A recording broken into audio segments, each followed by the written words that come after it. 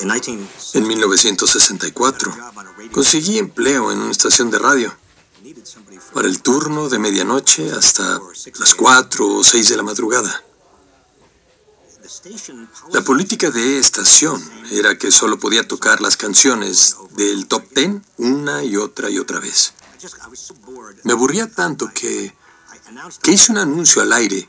Si alguien escuchaba el programa y llamaba para charlar un poco, para tener una breve discusión, no muy larga, unos 30 segundos habrían bastado, le daría $25 a la primera persona que llamara.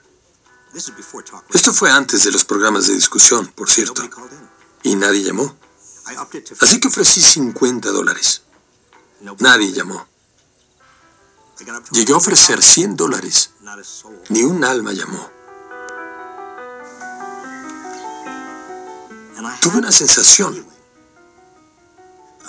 que muchas personas habían sentido y continuarían sintiendo por muchos años. Querer ser escuchado desesperadamente y que nadie te escuche.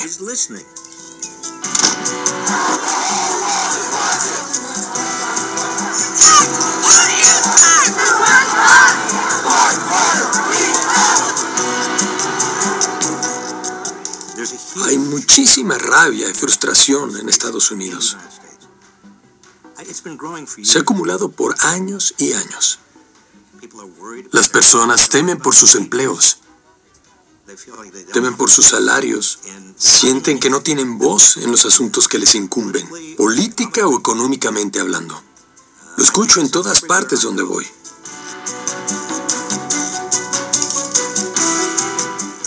Los ciudadanos de todo el país se preguntan, ¿cómo hacemos que escuchen nuestra voz?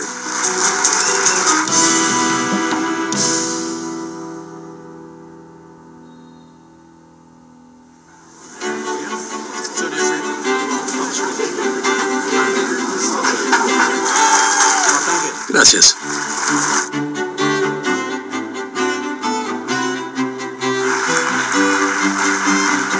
Muchas gracias, gracias. El libro se titula Saving Capitalism. He recibido 2 tipos de reacciones solo por el título. Saving Capitalism. Eso implica que hay un problema con el capitalismo.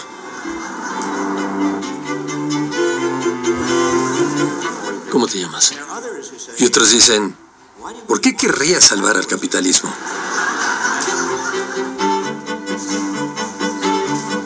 Robert Reich, professor of public policy at UC Berkeley and former Secretary of Labor under President Clinton. You have captured this moment in American culture and American politics very well in this book. It's saving capitalism for the many, not the few. We got about 20 seconds. Can you define... No, we have a lot more time than that. Can you define the aspirations of the middle class today as opposed to 30 years ago? I think the aspiration of the middle class today is almost exactly what it was 30 years ago. That is, let's have a better life. If I'm working hard, I want my children to have a better life. Upward mobility is what people are expecting from the system, but they aren't getting it. La mayoría de los ciudadanos dudan mucho del sistema. Creen que es corrupto. La verdadera pregunta es si el sistema trabaja para la mayoría o si trabaja para una élite que cada vez es más reducida. Robert Reich, le agradezco al exsecretario del Trabajo en la administración Clinton haber venido. Hoy en día muchas personas saben que el juego está mañado. Lo escuchan, lo sienten, pero no saben exactamente cómo está mañado. Quería ir a lugares donde no me conocen, a mí o a mis libros. Quería visitar lugares donde pudiera interactuar. No esperaba vender muchos libros, pero esperaba aprender algo. ¡Nos encontraste! Hola, Yuya. Bienvenido. Me alegra verte. Es un placer conocerte por fin. ¿Cómo estás? Mira quién llegó. El reverendo Sandoval. Bienvenido a Kansas City. Gracias, reverendo. ¿Cómo está? Claudia Nelson. Hola, Claudia. Hola, yo presido. ¿Tú presides la junta? Soy parte de esta obra por mi familia y mi comunidad. Mi hijo más joven, Hall, está casado y tiene 4 hijos. Ha trabajado toda su vida, pero al contrario de lo que sucedía cuando yo era joven, él encuentra empleos que no pagan un sueldo digno. No son empleos de tiempo completo, trabaja 60 horas extra a la semana para mantener a su familia, pero sufre mucho.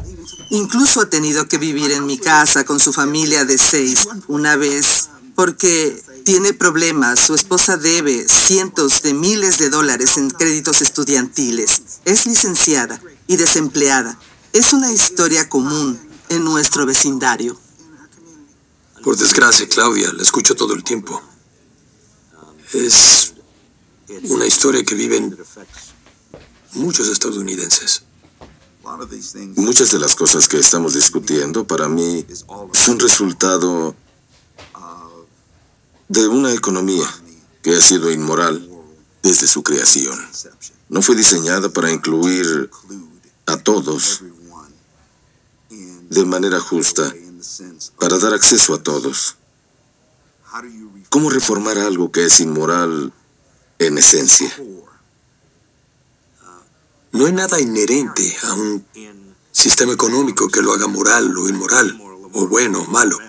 Depende de cómo se organice, y si se organiza para las personas, puede ser un sistema bueno y moral.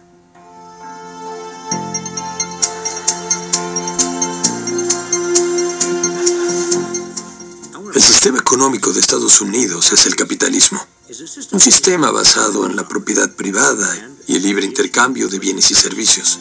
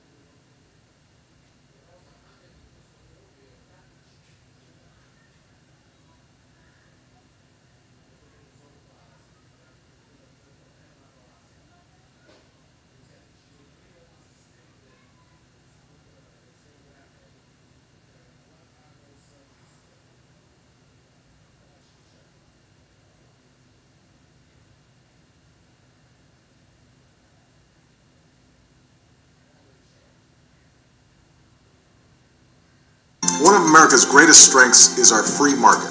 Let the free market system decide. We all believe in the free markets. You know, that's what our capitalist system is about. The law of supply and demand, operating unimpeded by government. Government is not the solution to our problem. Government is the problem. Pocas ideas han envenenado tan profundamente las mentes de tanta gente como la noción de un libre mercado que existe en algún punto del universo, en el cual se entremete el gobierno.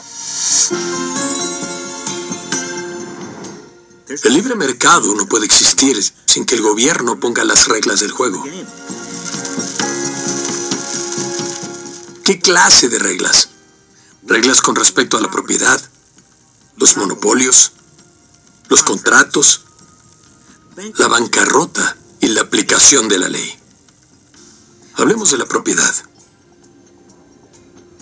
Hasta 1860, los seres humanos eran propiedad legal en Estados Unidos.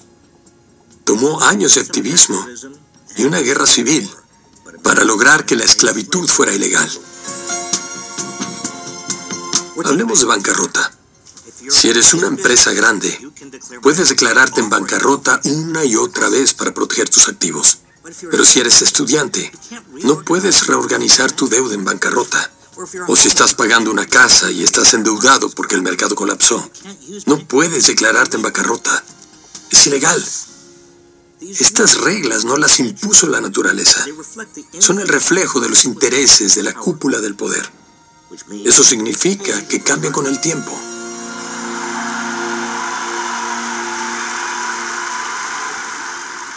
In the name of all those who do the work, pay the taxes, raise the kids, and play by the rules. In the name of the hard-working Americans who make up our forgotten middle class, I proudly accept your nomination for President of the United States. Hace unos 50 años conocí a Bill Clinton. Ya conocía a Hillary Rodham cuando estudiaba la carrera en Wellesley. Había sido la presidenta de mi clase en Dartmouth. Ambos nos involucramos en el movimiento estudiantil. La conocí y conocí a Bill. Y en mi primer día en la escuela de leyes de Yale, estaba sentado en la cafetería hablando con Bill Clinton. Hillary se acercó y dijo, Bob, ¿cómo estás? Le contesté, bien, Hillary. Quiero presentarte a un amigo de Oxford, porque ahí estudiamos juntos. Bill Clinton. Le dijo, hola, Bill. Y él, hola, Hillary. Y hace 25 años, Bill Clinton me llamó. Quería que fuera su secretario del trabajo. Estaba entusiasmado, porque tal vez podríamos lograr un progreso real. Había una añeja exigencia en el país porque cambiaran realmente las cosas. Alguien con una visión diferente. Queríamos crear posibilidades para la gente que no contribuía todavía en la economía, porque significaba construir el futuro del país, construir la capacidad del país, no solo para crecer, sino para hacer que todos participaran de ese crecimiento.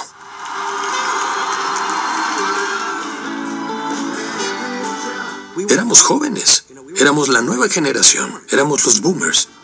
Yo me uniría a su equipo para ayudarlo a decidir qué hacer con la economía. In focus this evening, the shrinkage in America's middle class. Even though the economy is now growing, many of the jobs it is creating pay poverty wages. President Clinton has been promising wages would rise. But at the Labor Department, Secretary Robert Reich sees the number of working poor growing. Una mayor cantidad de riqueza quedaba en la cúpula, pero la clase media cargaba con un peso cada vez mayor. A los pobres no les iba nada bien. Yo creí que podíamos revertir esa situación. Viajé mucho por todo el país. Y lo que percibí de la gente es que había mucho escepticismo y cinismo. El comienzo de la rabia que emergió en su máximo esplendor en 2016 comenzaba a manifestarse.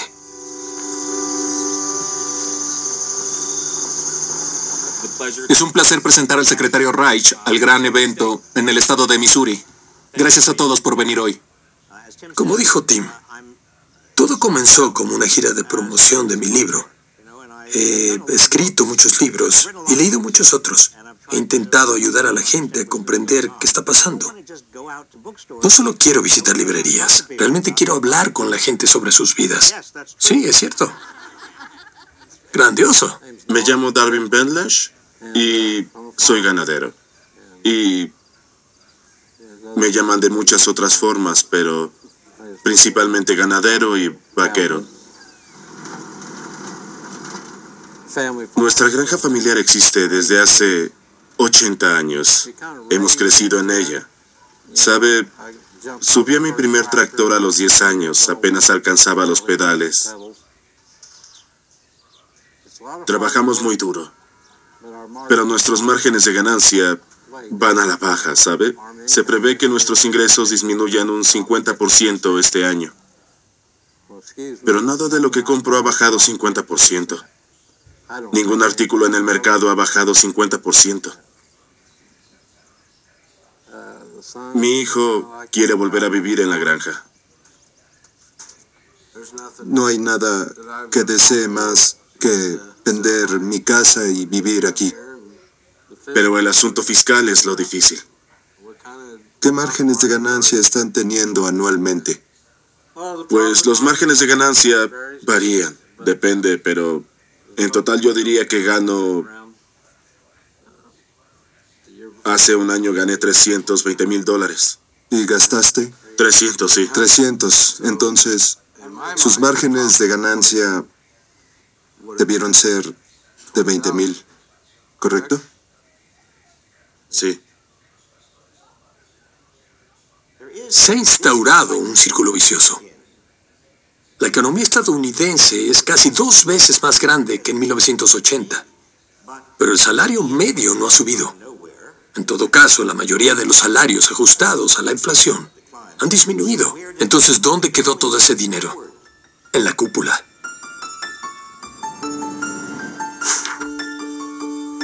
En 2014, las ganancias corporativas antes de impuestos alcanzaron el porcentaje más alto del total de la economía en al menos 85 años. Mientras que el porcentaje de la economía destinado a los salarios del pueblo se ha reducido dramáticamente. Oculto detrás de las leyes del mercado, el dinero fluye hacia arriba, desde los bolsillos de los ciudadanos comunes hasta las arcas de las grandes industrias, sus ejecutivos y sus accionistas. El círculo vicioso es que cuando la riqueza se acumula en la cúpula, hace lo mismo el poder político. Y eso es lo interesante, porque al monopolizar el poder político, la élite tiene cada vez mayor capacidad para cambiar las reglas del juego.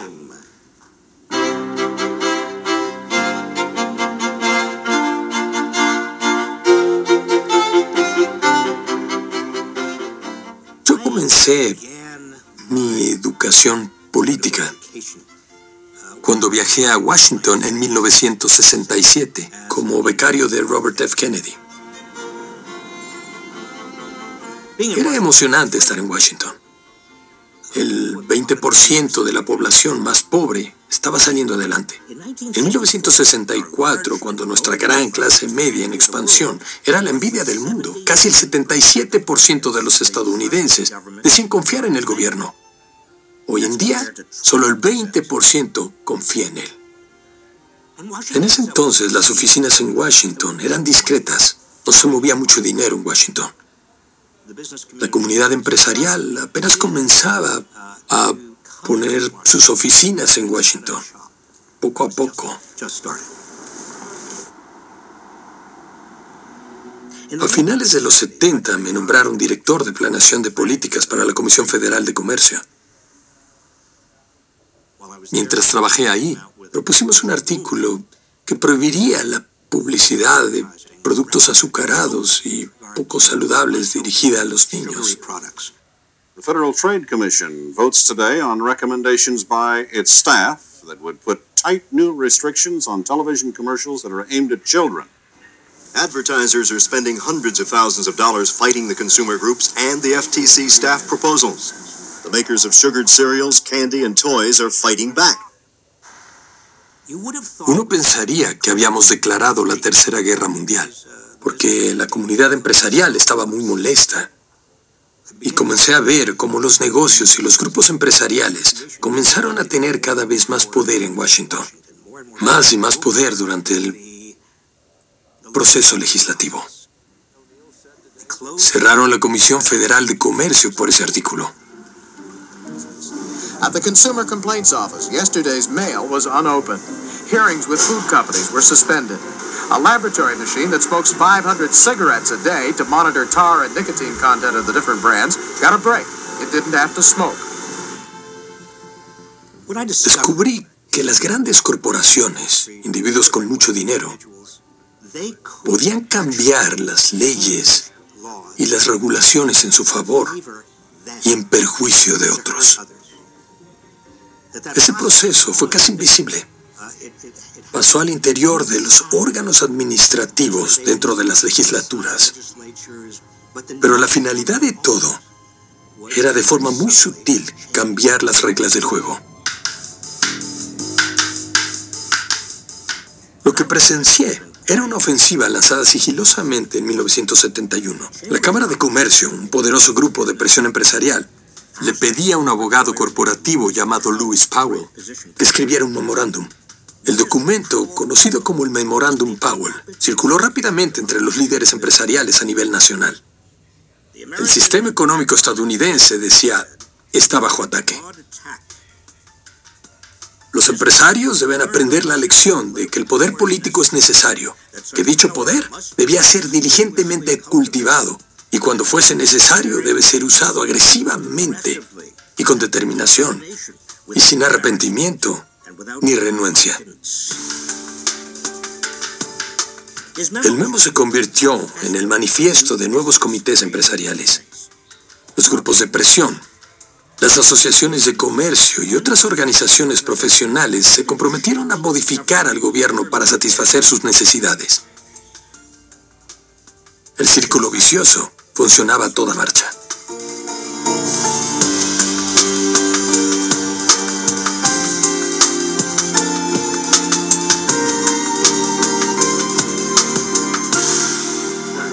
Es un placer estar aquí. Es un placer verlo. Le haré una pregunta. ¿Cómo le gusta que lo llamen? ¿Cómo lo llamamos? Excelencia. ¿Sí? Bob. No, llámeme Bob. Podríamos tomar turnos. Y tal vez... Sí, todos preséntense. Bien, me llamo Woody Cossack, solía ser abogado.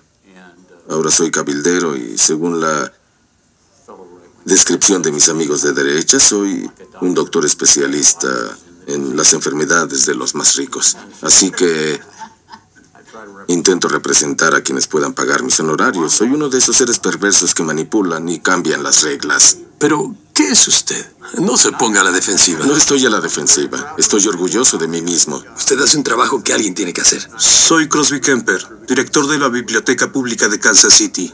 Fui el candidato republicano para la Asamblea Estatal en 1980. Entonces me describí a mí mismo, igual que ahora, como un libertario. Siempre he sido una republicana muy moderada. De hecho, he ayudado a algunos demócratas. Y estaba feliz por la invitación de Crosby.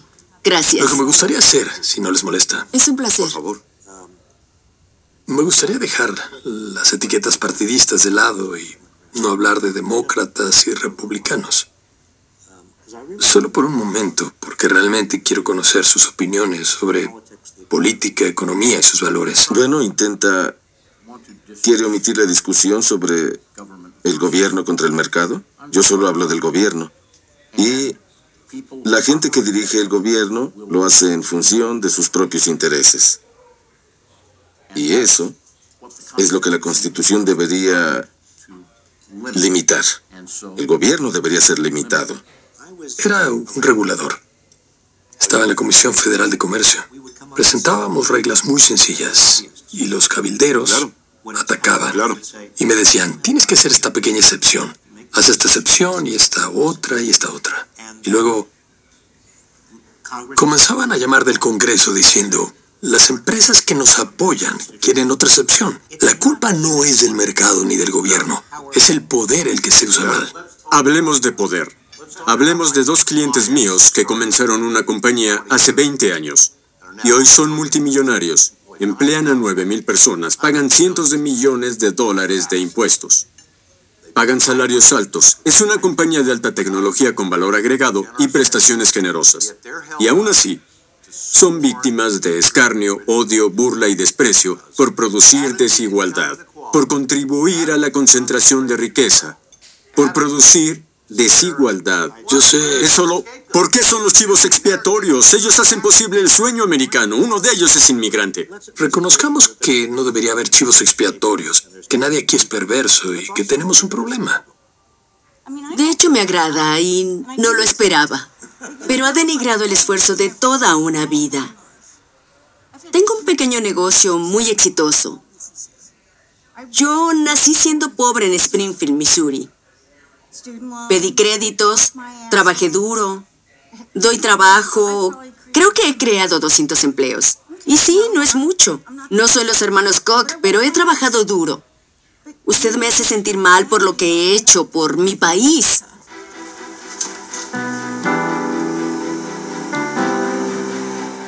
Mi teoría es trabajar, procurarte a ti mismo, ser responsable de ti mismo sin importar lo que la vida te depare.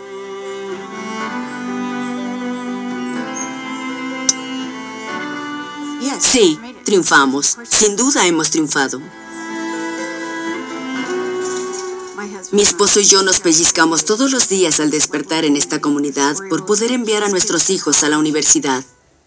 Pero creo que las oportunidades de empleo se han vuelto muy complicadas. Hoy es difícil para las personas ganarse la vida.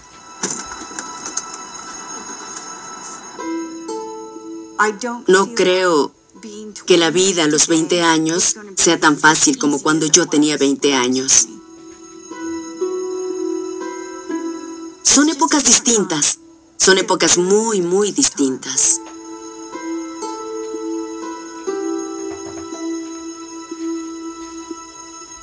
He trabajado en McDonald's durante 4 años.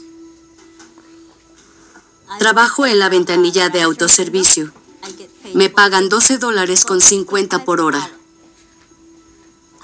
Gano $1,200 al mes. Pago $900 de alquiler. Y tengo que pagar el gas y mi cuenta de teléfono. Termino sin nada. Apenas logramos sobrevivir. Gracias. Las grandes corporaciones pueden pagarnos más. Tienen dinero.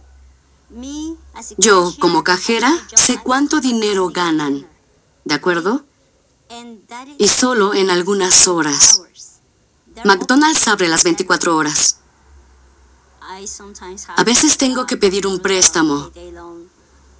Tengo que pedir mi salario a préstamo para pagar a tiempo y no pagar recargos y poder sobrevivir.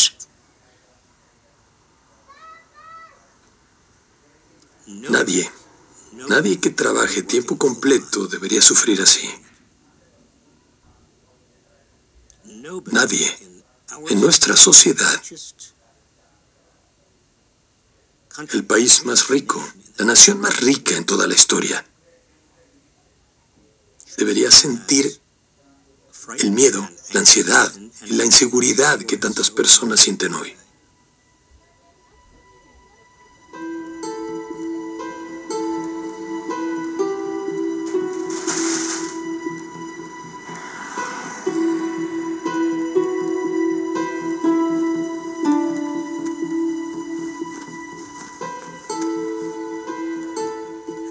La realidad es que nuestro sistema puede reflejar nuestros valores. El capitalismo es lo que nosotros hacemos de él.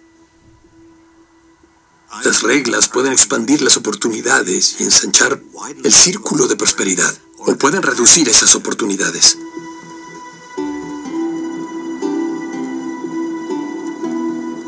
The Secretary of Labor, Robert Reich. The Secretary of the Treasury, Robert Rubin, and the President of the United States.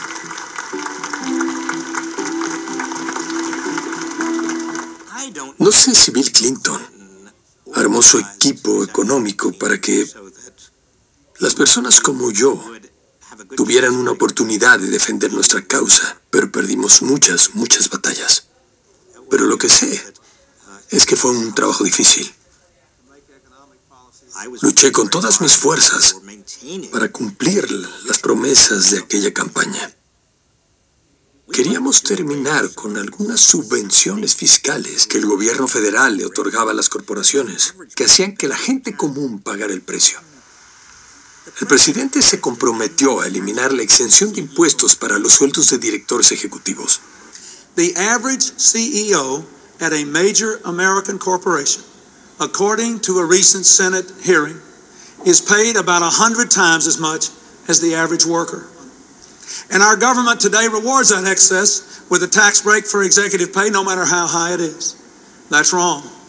If companies want to overpay their executives and underinvest in their future, that's their business. But they shouldn't get any special treatment from Uncle Sam. Había voces, particularmente en el Departamento del Tesoro, que querían una ley muy distinta.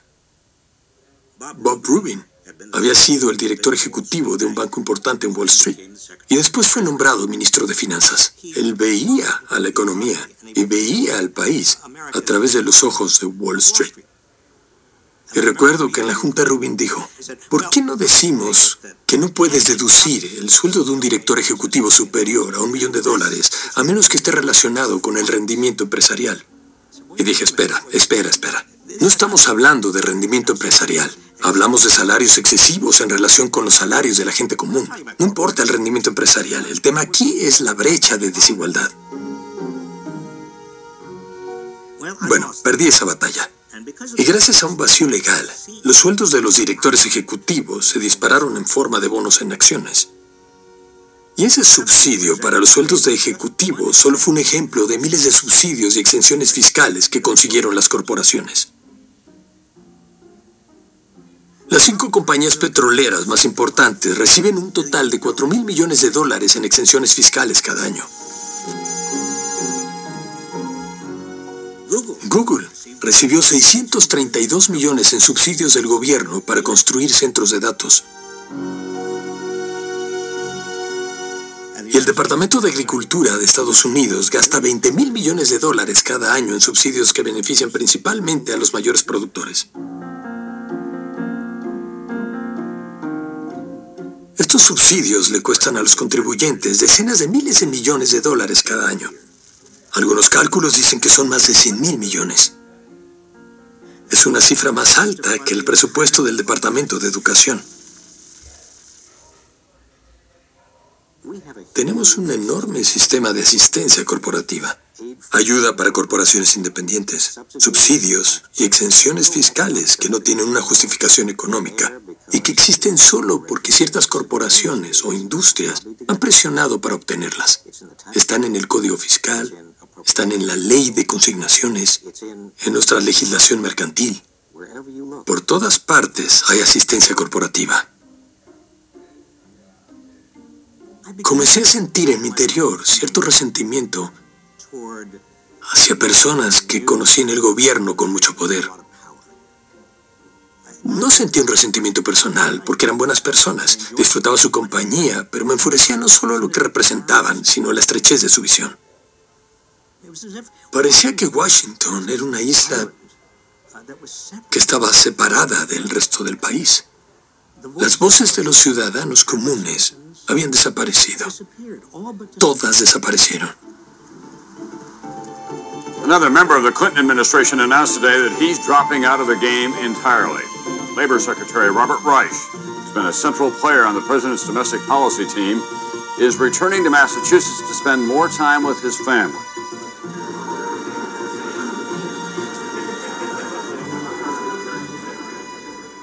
Amigos, estamos en camino a convertirnos en una sociedad de 2 niveles, compuestos por unos cuantos ganadores y un gran grupo de estadounidenses olvidados, cuya rabia y desencanto es fácilmente manipulable.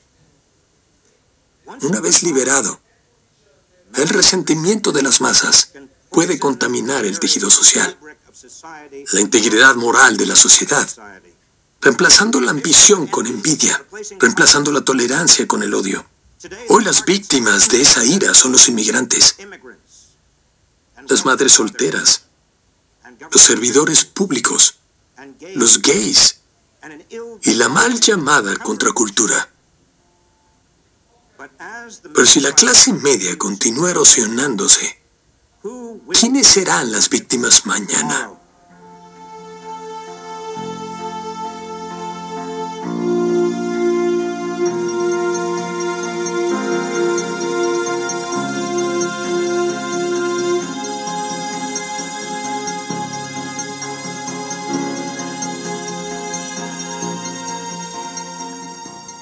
Se puede ver el efecto acumulativo de todo esto en el tiempo. Hombres ricos con poder político que cambian las reglas para aumentar su riqueza. No es sostenible y cada vez se pone peor, peor y peor. Big trouble for millions of American homeowners as foreclosures across the country are up a staggering 87%. The number of Americans either behind on their mortgage payments or in foreclosure rose to record levels in the third quarter. Those mortgages made to borrowers with poor credit histories are called subprime loans, and the explosive growth in this kind of lending in the past few years is now having a devastating impact. We are briefly interrupting regular programming with the latest on a wild day today on Wall Street in which the stock market officially crashed. Now, 3 of the top 5 Wall Street institutions are gone, leaving many to wonder whether Americans can trust the system to keep their money safe. ¿Qué pasó a principios de siglo? Pues Wall Street enloqueció, perdió totalmente el juicio, arriesgando los depósitos de la gente, poniendo en riesgo toda la economía. No fueron aberraciones, no fue un accidente.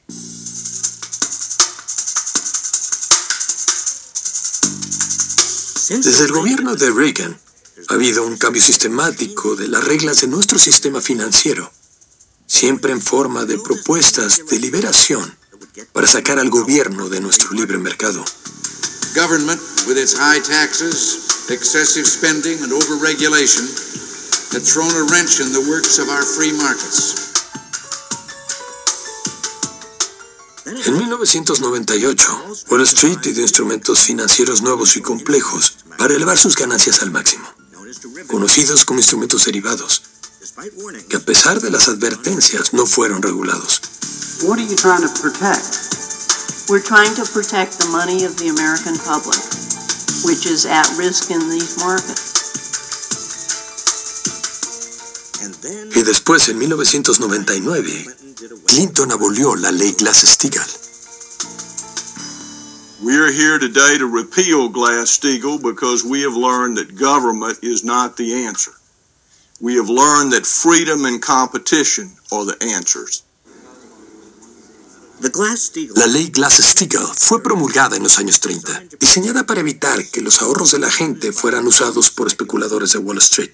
Pero ahora, sin una legislación en vigor para evitar que los bancos de inversiones riesgosas se unan con bancos comerciales y sin control de los derivados financieros, dimos paso a la creación de bancos que eran demasiado grandes para fallar y que provocaron la crisis financiera.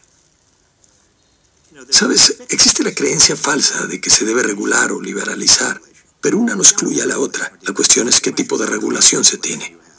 Al permitir la fusión de los bancos comerciales y de inversión, lo que pasó es que surgió un nuevo tipo de regulación llamado rescate. Good evening and even congratulations. You are now the proud owner of a massive insurance company. American taxpayers woke up this morning to learn their money makes up most of a bailout package the Federal Reserve slammed together to save a huge insurance conglomerate called AIG. The rescue of Bear Stearns, Fannie Mae, Freddie Mac, and AIG puts an extra $314 billion of taxpayer money at risk. Here at home, the administration and Congress are hammering out the details for what would be the largest financial bailout in U.S. history. This is a big package because it was a big problem.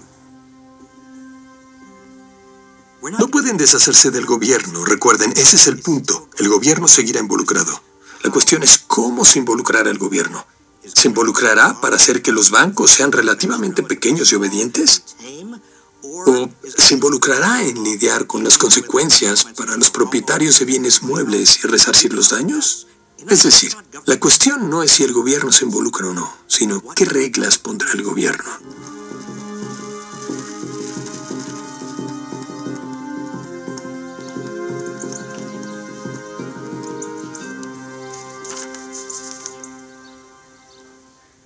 Me diagnosticaron en enero de este año.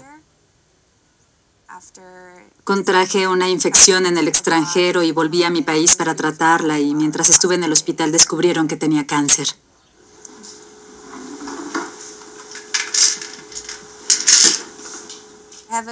Tengo un par de medicamentos para la náusea.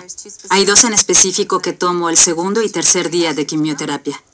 Tomo un esteroide en el hospital que me ayuda a recibir el tratamiento. Un antibiótico. Y otro que me ayuda a dormir, porque me da vértigo durante cierta etapa de mi ciclo de tratamiento. Incluso teniendo un seguro de vida, me informaron que ya no cubren los medicamentos de quimioterapia totalmente. Y una trabajadora social nos advirtió que podríamos recibir una factura por miles de dólares.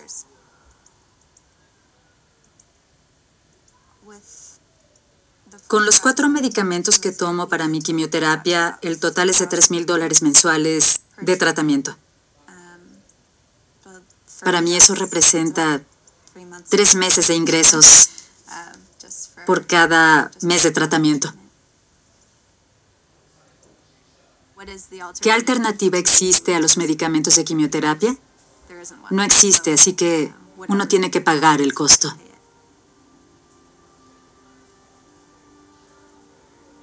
Tú y yo, y todos los ciudadanos de este país, pagamos más por medicamentos que cualquier ciudadano de cualquier nación avanzada. ¿Por qué pagamos tanto? Es por la forma en que las compañías farmacéuticas han hecho leyes y reglamentos que las protegen y que les dan un enorme poder de mercado y también un enorme poder político.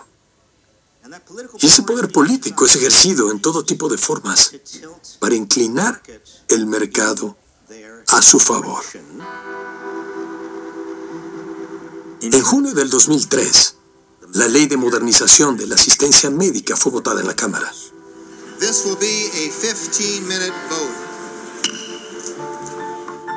Era una ley cuya intención era ayudar a los adultos mayores a pagar sus medicamentos, pero que también le impedía al gobierno interferir en las negociaciones entre los fabricantes, las farmacias y los promotores de los planes de medicamentos. En otras palabras, evitaría que el gobierno, con su enorme poder de compra, pudiera negociar un precio más bajo por los medicamentos. Y cuando los nuevos medicamentos salieron al mercado, los pacientes no tenían opción más que pagar los costos establecidos por las compañías farmacéuticas. La ley era de más de 1,000 páginas y fue votada apresuradamente en la Cámara a las 3 de la mañana. We had leaders going around and gathering around individuals, trying to twist their arms to get them to change.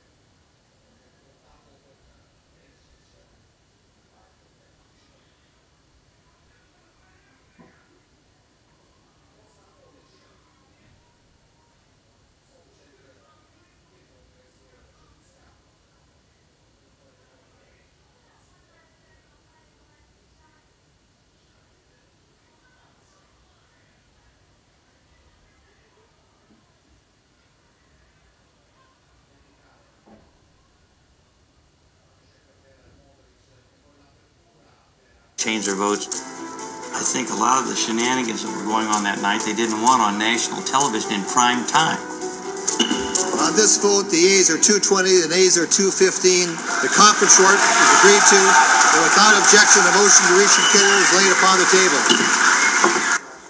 Es un acto legislativo que fue aclamado como un paso hacia un mercado libre, pero que en realidad es una regulación gubernamental que beneficia a una élite privilegiada.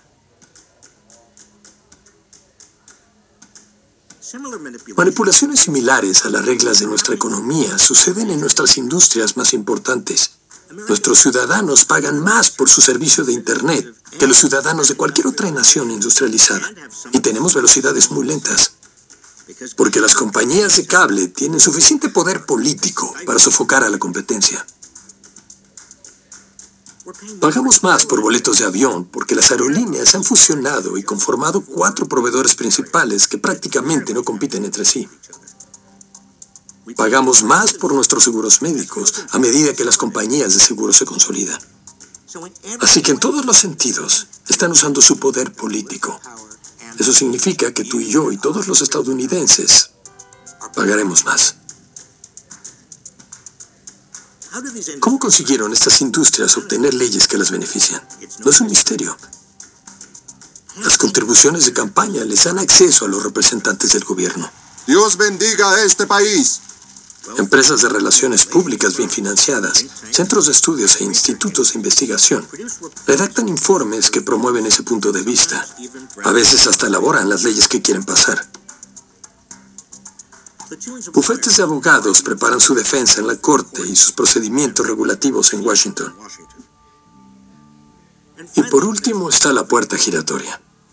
En la década de los 70, 3% de los congresistas salientes se convirtieron en cabilderos.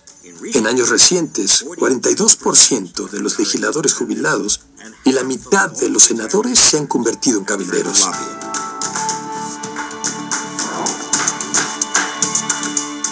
El cabildeo ha existido desde que se fundó este país. Lo que ha cambiado es la magnitud del cabildeo corporativo en contraste con otros intereses. Ha pasado de ser una industria artesanal a un complejo industrial muy influyente. Hoy en día, los intereses de las corporaciones gastan $34 por cada dólar gastado por sindicatos y todos los demás grupos de interés combinados. En 2016, gastaron un total de $3.500 millones en cabildeo. Es el equivalente a $5.900.000 por congresista.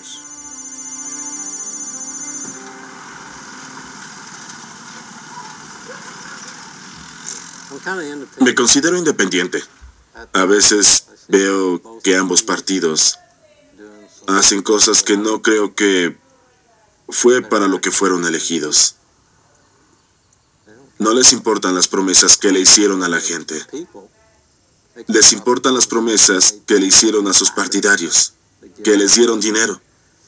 Y la mayoría de nosotros no contribuimos mucho a los acuerdos políticos. Decimos, yo voté por ti. Si voto por ti, no tendría por qué hacer más. No tendría por qué comprar tu lealtad. Pero el dinero es su voz. Disculpa, pero ¿desde cuándo el dinero se usa para comprar algo? No es una voz. Entonces, ¿qué están comprando? Están comprando la influencia de los políticos.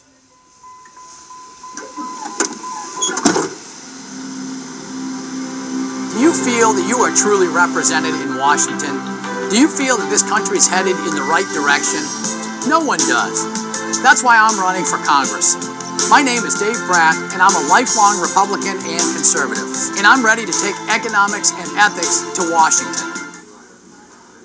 Hola, Bob. Me alegra Qué gusto verlo. Gracias por venir. Pues le agradezco que se tomara el tiempo. En serio.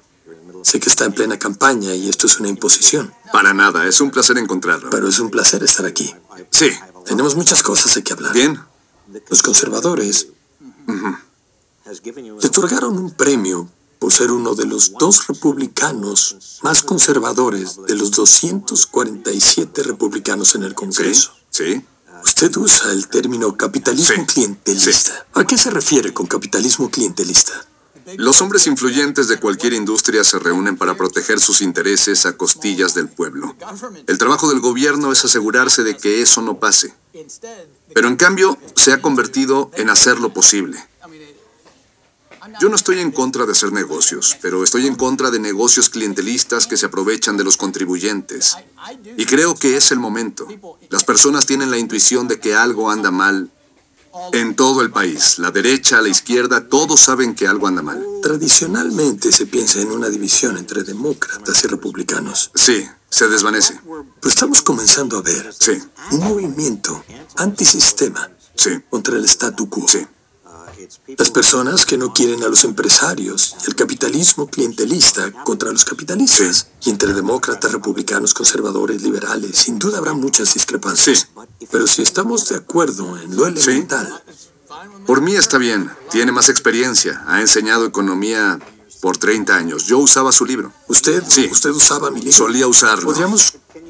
Y publicó otro para promocionarlo. Congresista, ¿qué opina del título?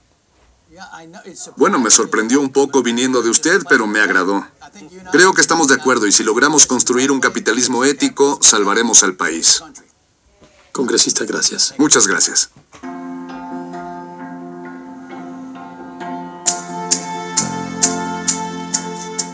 Todo se reduce fundamentalmente a la democracia estadounidense. ¿Trabaja para la gran mayoría? ¿O trabaja para una minoría?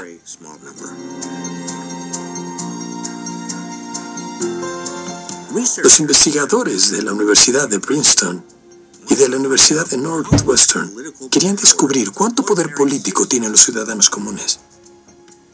Examinaron un periodo de 20 años, desde 1982 hasta 2002. Primero descubrieron que si un gran número de corporaciones e individuos acaudalados, sin importar su filiación política, querían hacer pasar una ley, había una posibilidad del 60% de que lo lograran. Y si no querían que pasara alguna ley, no pasaba.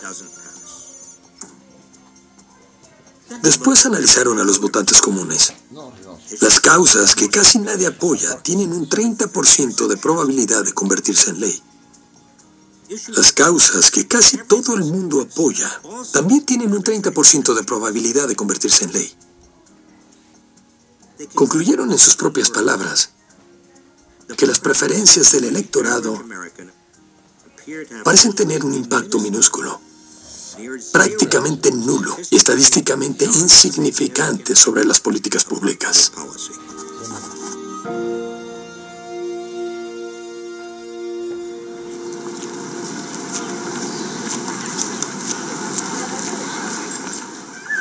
Siempre me ha sorprendido lo cerca que puedes estar de la Casa Blanca como un estadounidense promedio. Pero tu voz no llega a los oídos de quienes toman las decisiones en la Casa Blanca.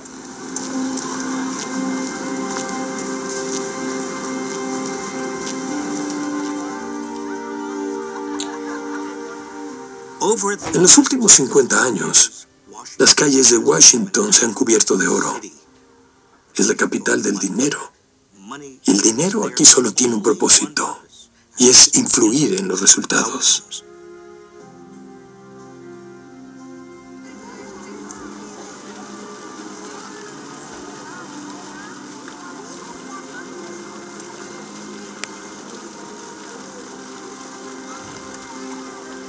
It's apparent to me that there are certain judges who are alleging that somehow corporations have the same rights as citizens. I don't accept that premise. The U.S. Supreme Court today overturned laws on the books for nearly a century and ruled that corporations can spend freely now on political campaigns. What's the point in individual people trying to influence politics with their donations if Exxon or some other company can quite literally match and therefore cancel out the combined donations of every single individual donor in the nation? Well, the cacophony now of special interests with megaphones larger than you've ever seen in your life will drown out the voice of the people. The bottom line, is this. The Supreme Court has just predetermined the winners of next November's elections. It won't be Republicans, it won't be Democrats, it'll be corporate America.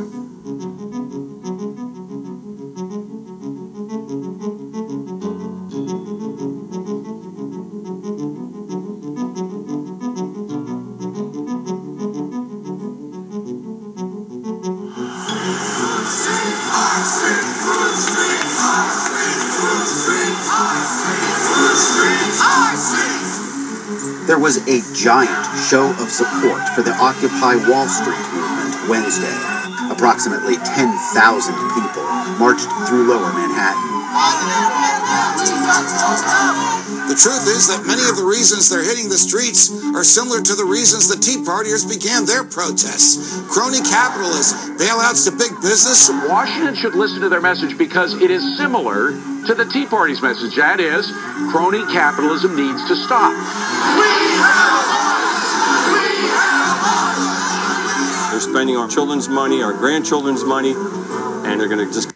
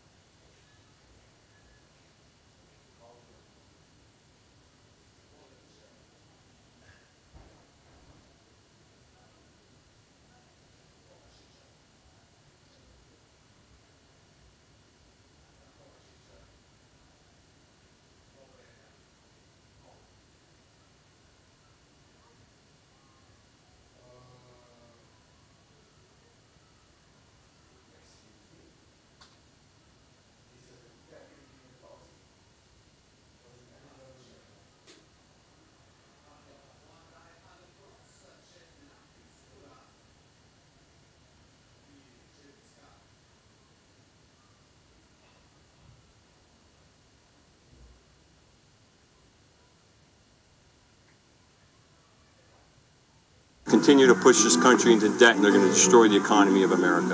This country is upside down, and it's not working for 99% of our society anymore. The 1% keep getting richer, and everyone else is getting poorer and poorer. It seems to me that the blame has to be placed on the shoulders of both parties, and it's time we send a clear message to them. You either stop railroading our people in our country, or we're going to throw all you bums out.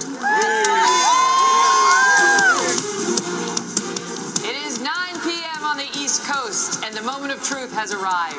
Welcome to the first debate night of the 2016 presidential campaign, live from Quicken Loans Arena. Mr. Trump, you've also donated to several Democratic candidates. You explained away those donations, saying you did that to get business-related favors. And you said recently, quote, when you give, they do whatever the hell you want them to do. You better believe it. So what specifically did they do?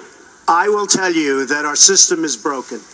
I give to many people. Before 2 months ago, I was a businessman. I give to everybody. When they call, I give. And you know what? When I need something from them, 2 years later, 3 years later, I call them. They are there for me. And that's a broken system.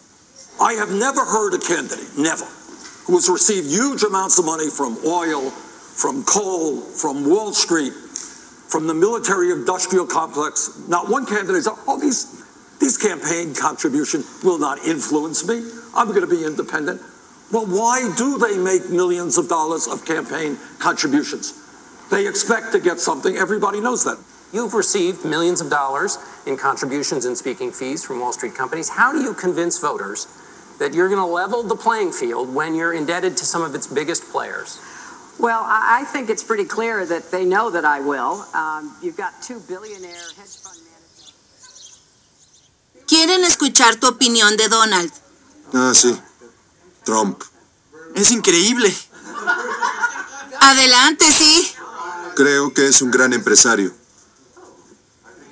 Creo que lo que el país necesita es la perspectiva de un empresario. Muchas personas... ¿Sabes que está contra el sindicato? Sí, lo sé. A muchas personas no les gusta escucharlo, pero creo que es lo que el país necesita. Él es empresario, no un político. Sí. Yo creo que estamos guiándonos demasiado por la política. Sí. En lugar de administrar este país como un negocio. Pero Donald Trump es un bufón, convierte todo en una broma. Estoy de acuerdo con eso. De otros países. Pero él aborda muchos problemas que son... La rabia. Rabia y problemas. Es rabia. Está usando la rabia que la gente siente por los manejos del gobierno. ¿Y por qué crees que está teniendo una reacción positiva? Porque está diciendo cosas que la gente piensa. Sí. Está provocando la reacción de la gente. Pues es lo mismo con Bernie. Bernie dice... Exacto. Y por eso me gusta Bernie y me gusta Trump. Estoy indeciso. Lo sé. Bernie es un hombre inteligente. Pero Bernie es un... Yo apoyo a Bernie. Acaba de comenzar. No es votar republicano o demócrata. No, pues contra ambos. Que sí. Si dependiera de mí, podría gobernar a un grupo de gente joven, porque no me agrada ninguno. Y sin reelección. Sí. Sin reelección. Sí, estoy de acuerdo. Votemos por Willie Nelson.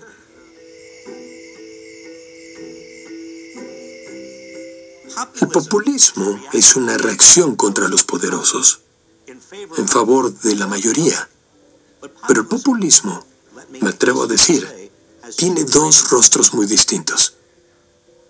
Donald Trump y Bernie Sanders. Pero hablando más generalmente, cuando las personas están enojadas, frustradas y temerosas y se sienten económicamente inseguras, tienden a inclinarse por el populismo autoritario. Piensan, quiero un hombre fuerte que lo arregle todo en nombre del pueblo. Pero es antidemocrático y a menudo usan chivos expiatorios como una forma de ganar más apoyo. O bien, el populismo puede tomar la forma de una reforma. Es decir, vamos a reconstruir el sistema. Vamos a crear un sistema muy distinto que refleje mucho más las necesidades del pueblo. Así que el populismo no es necesariamente bueno. Depende de la forma que adopte.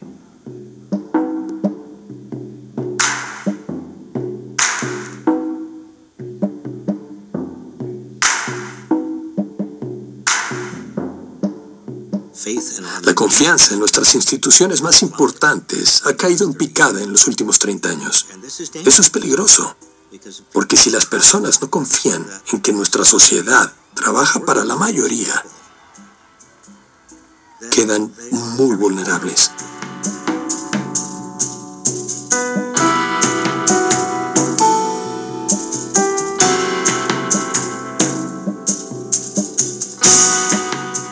Es un momento decisivo para el país. Y vamos a virar hacia el populismo autoritario a largo plazo. O tomaremos una dirección hacia un cambio democrático fundamental.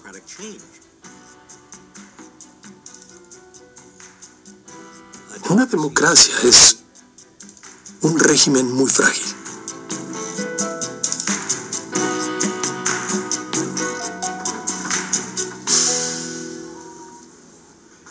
El otro día estaba en el aeropuerto. Alguien se me acercó, una completa extraña, y me dijo, ¿y ahora qué hacemos? Le dije, no lo sé.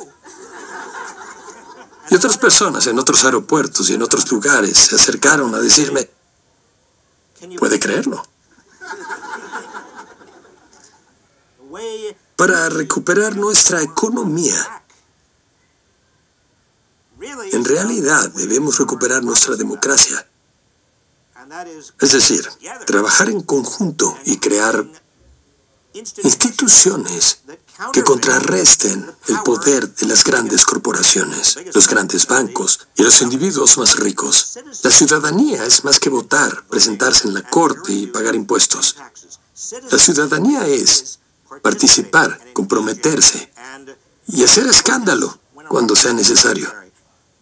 Es responsabilidad de todos asegurarnos, no solo por nosotros mismos, también por nuestros hijos y nuestros nietos, que logremos que esto funcione.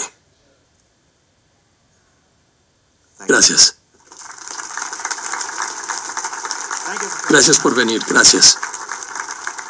Se los agradezco, gracias.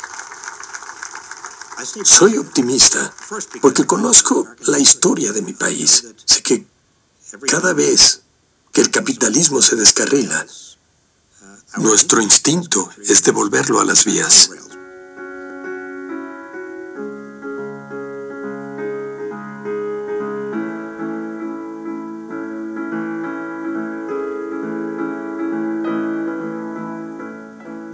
Estamos viendo el mismo tipo de concentración de ingresos y riqueza y la misma corrupción política. Pasó lo mismo en 1880 y en 1890. Y las leyes favorecieron a los ricos. Y hubo un círculo vicioso muy similar al que tenemos hoy en día. La gente estaba furiosa. Y esa ira fue canalizada de forma positiva. El pueblo se organizó y cambió la organización del sistema político-económico. La primera gran legislación antimonopolios fue aprobada y acabó con enormes monopolios. Y después, el presidente Teddy Roosevelt firmó una ley que prohibía las donaciones corporativas a campañas políticas.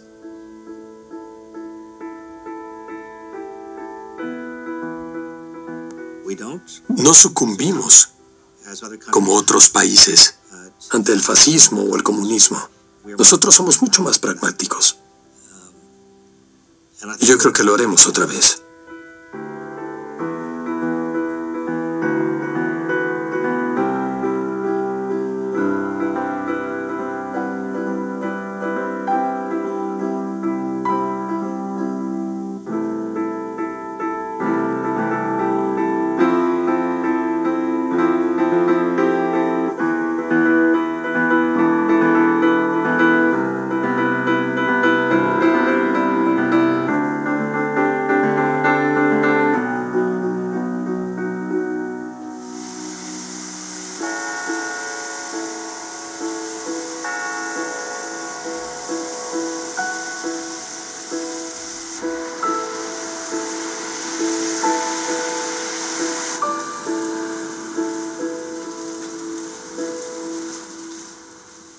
También soy optimista porque soy docente y me rodeo todos los días de gente joven y veo en la juventud actual un gran anhelo, una enorme dedicación para hacer funcionar al sistema.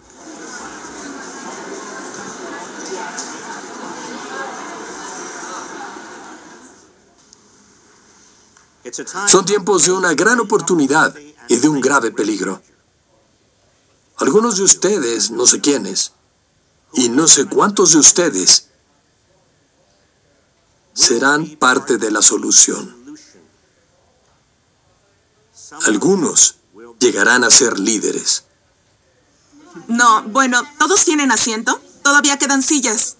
Es el periodo histórico más extraordinario que he vivido. Soy bastante viejo y he vivido varios. Este verano marca el 50º año en el que he estado involucrado en el gobierno. Y es un poco humillante pensar que 50 años después estamos peor que en aquel entonces.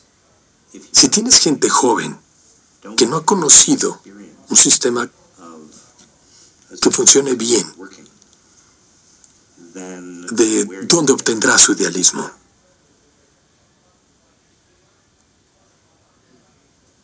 ¿De dónde obtendrá la próxima generación su Yo no diría que la historia estadounidense tuvo una edad de oro, que es cosa del pasado, pero sí creo que al menos había una idea de que estábamos mejor unidos. Había una identidad compartida, y no creo que eso exista hoy en día. Parece haber momentos de desánimo y desesperanza y la sensación de que no servirá de nada. Así que eso es importante también. Hay que creer que se puede mejorar. O siempre viviremos en la desesperanza. Supongo que también es una oportunidad porque las personas son más conscientes, comprenden mejor los desafíos y eso está movilizándolas. Está haciendo que la gente actúe, reflexione y participe en la política. Hay esperanza. ¿Saben? A veces pienso, en retrospectiva, que cuando tuve la oportunidad de estar en el gobierno, debí haber presionado más.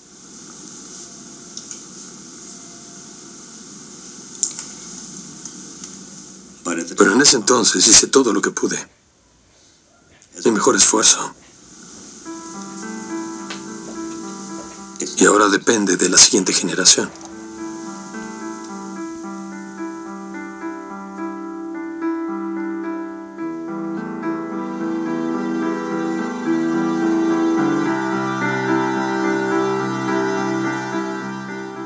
Todos los cambios sociales suceden cuando la gente es consciente de la tensión entre el ideal que tienen en la cabeza sobre la forma en que el sistema debería funcionar y la realidad que ven a su alrededor.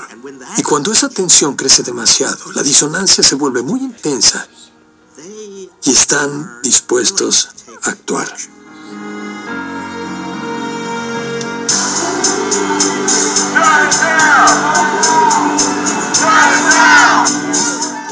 Las cosas están mejorando un poco porque estamos actuando para provocar un cambio. He luchado por $15 con mi sindicato desde hace 3 años y medio. ¿Qué queremos? $15 en el sindicato. ¿Cuándo lo queremos? Amigos, esto se trata de poder.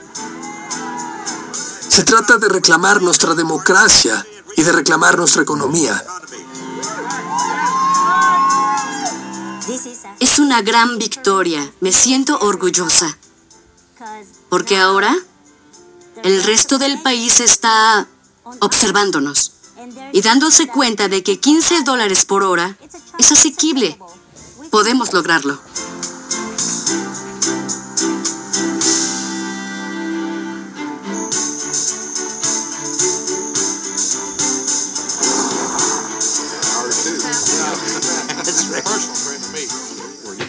Estamos comenzando a organizarnos, y ellos comenzarán a desacreditarnos y menospreciarnos, porque provocamos un cambio. Mi pregunta para usted es ¿cómo puedo estar segura de que abogará por mí si voto por usted para garantizar un servicio de salud igualitario, de calidad y financiable, teniendo 26 años con una enfermedad preexistente y viviendo debajo del umbral de pobreza?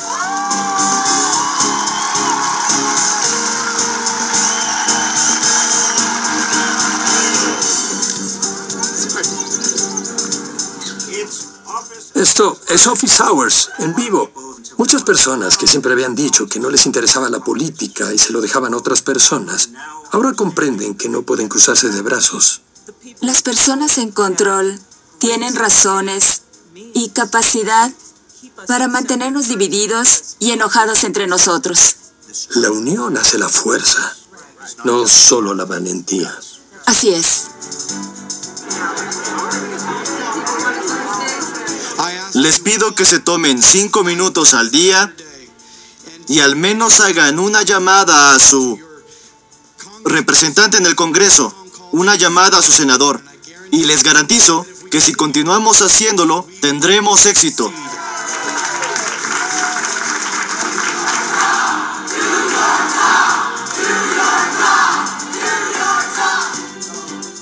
La única forma de avanzar hacia un sistema que trabaja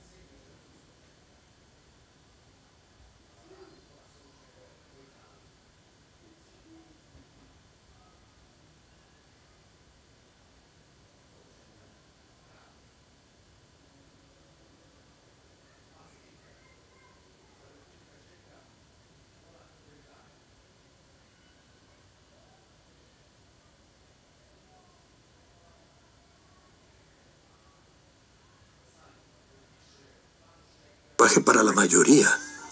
Es organizarnos y participar en la política.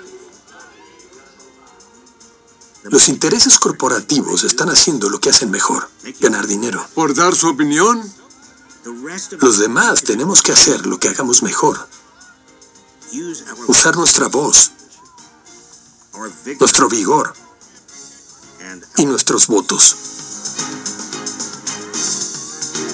Depende de nosotros cambiar las reglas.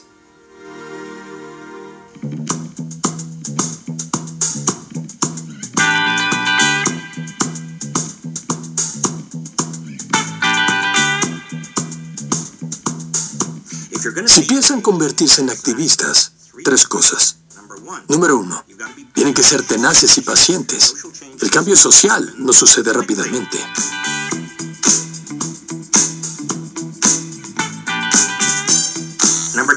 Número 2, escuchen a sus detractores. Salgan de su burbuja. Tal vez ellos los convenzan de que se equivocan. O ustedes los convencerán de su error, pero tienen que dialogar. Número 3, diviértanse.